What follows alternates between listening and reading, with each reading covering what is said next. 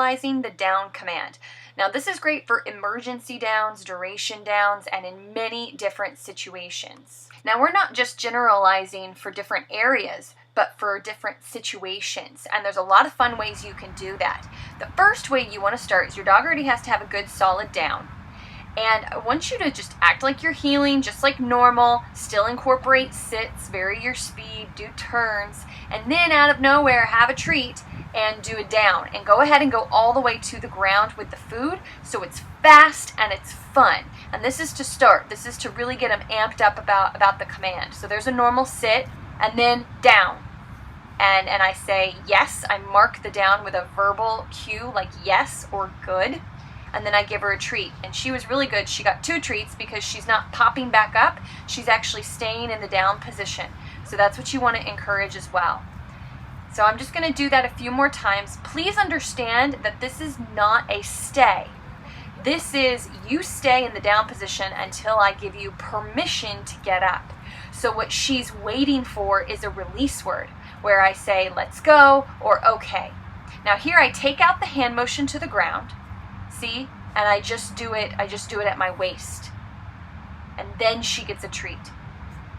And I say yes and treat. Just like before, I'm just taking out, actually going all the way down to the ground. Now see, I took a step and she hopped up, and I just said no and she reset herself. So I'm walking forward and backward past the dog. Now this is very different than giving her a verbal stay and backing away. It's actually much more difficult because she's going to want to follow me. Now this time I took out the treat. Notice I didn't treat her, I just told her down and then I moved forward. This is part of the filtering out the treats as well. And then I say okay and we continue on. Now I'm doing so many downs for the sake of the exercise, but when you're actually doing this you really want to mix it up with your normal sits. That way they don't think that they're just always supposed to lay down. The purpose of this is if something were to happen, you could tell your dog to down in any situation and they would just lay down and stay there until they hear otherwise from you. So you have to practice distance, duration, and distractions to really proof this. This should really spice up your daily walks with your dog and become part of your regular routine. But notice I'm still pausing before I just move forward. I still wait a second before I continue that movement forward when we're just naturally heeling. Now after practicing this for a while, you're going to take that out. Now this next time that we do it, notice my movement is a little more fluid. I say down, slight pause, and I continue walking. So I'm slowly building to being able to just keep moving whenever I give the down command. I'm slowly building to that. Now this is just kind of distraction. Now see, she jumped up for the treat. I don't want that, so I pulled up as to not give it to her, and she corrected herself, and then she got the treat. So I'm just creating distance, mixing it up. I want her to know that just because I grab the leash doesn't mean to get up as well, so keep that in mind. Just because you pick up that leash, you don't want your dog popping up. So reset them in a down if they misbehave, or you can start to step on the leash and pretend that you grabbed it. Things like that to make sure they don't anticipate getting up, and really mix up the length of time which you tell them to down. So there's the first one doing fluid motion. Oh, and you can see how slow her down was. It wasn't near as crisp. Now she still gets a treat because she's new at this. She's still learning. So it's not like she defied me on purpose. She's still learning, and I actually give her several right there just to solidify that she did what she was supposed to do. It wasn't quick enough, but she did do it. Now this next one we do is much better, but my tone had to be pretty strong. I would rather just be like down.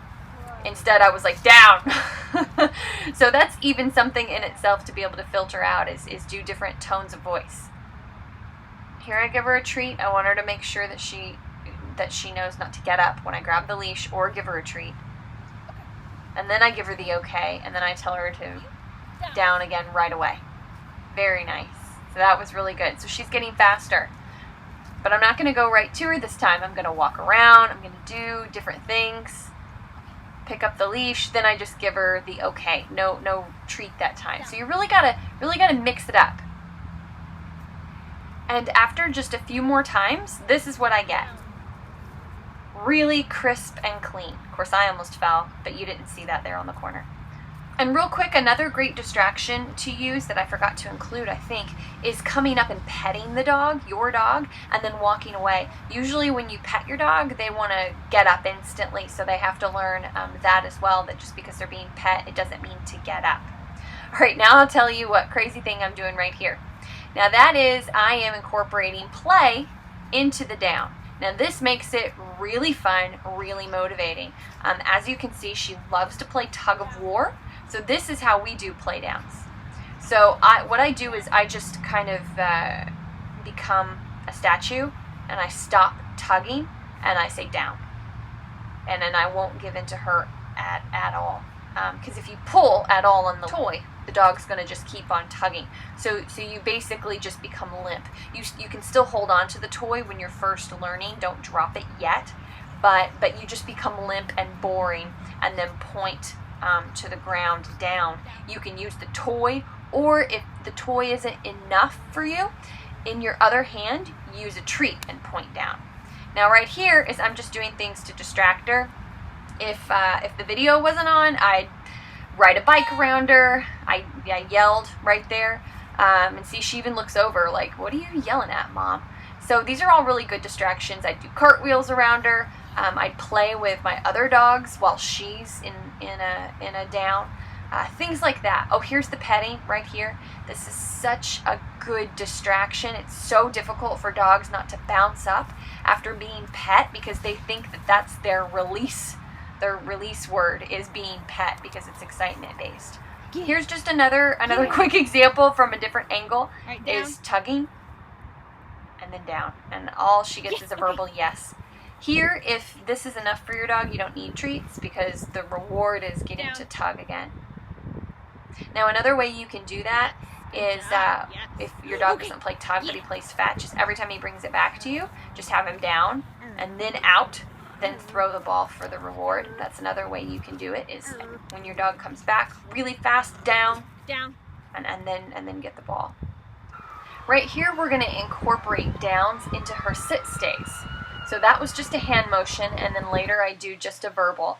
Now, I just want to note that it's important not to do this too much, otherwise they won't want to do sit stays anymore. They'll just want to do down stays, because they know you're going to tell them to down anyway. So just keep that in mind. But it is good to practice these occasionally on different types of surfaces. I chose this surface because you can tell she's a little uncomfortable with it, so it's good for her to practice on it. And then right here with a client's dog, we practice it without any traffic around in an actual situation where I'm just walking, I say down, and then I continue moving. This is another really great method for teaching this, which is teaching your dog a really good go to your mat command. And then when they have it really well, proof it by telling them to go to their mat and then moving forward, not just pointing and then kind of putting them on a stay. You're actually walking forward, which makes them want to follow you. So it's just go to your mat, yes.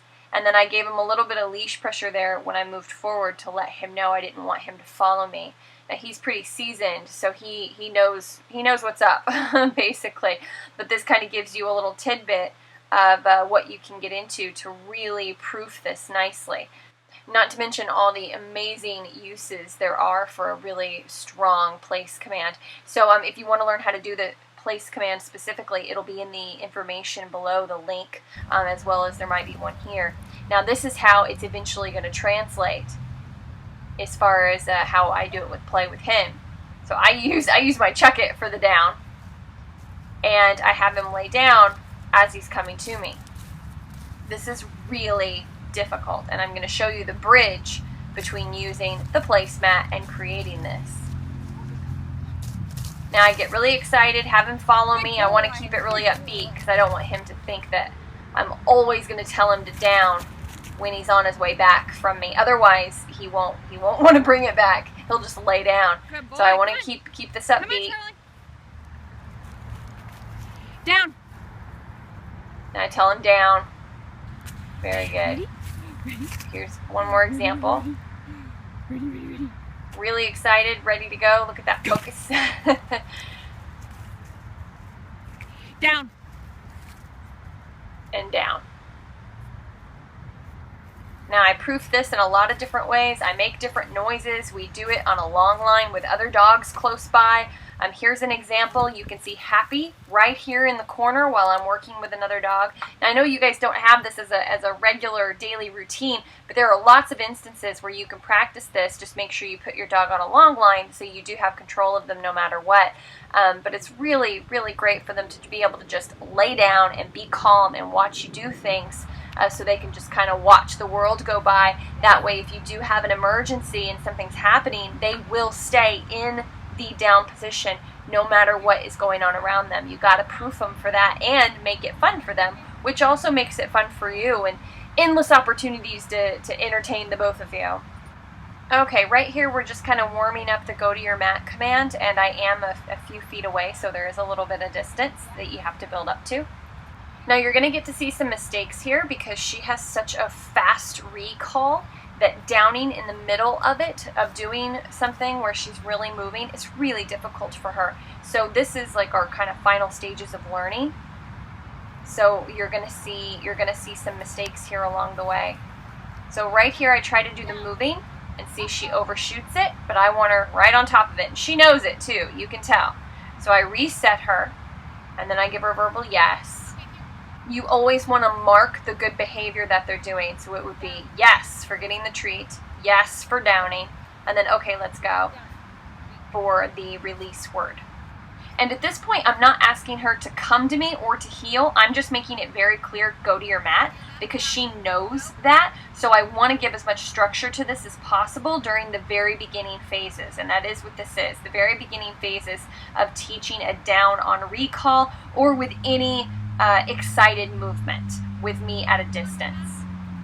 Later, I'll start to do more real type scenarios, like asking her to come to me and then asking her to down, and then going on a walk and being across the street and asking her to come to me and then laying down, things like that. Of course, I would always use that with a safety person on a leash behind her.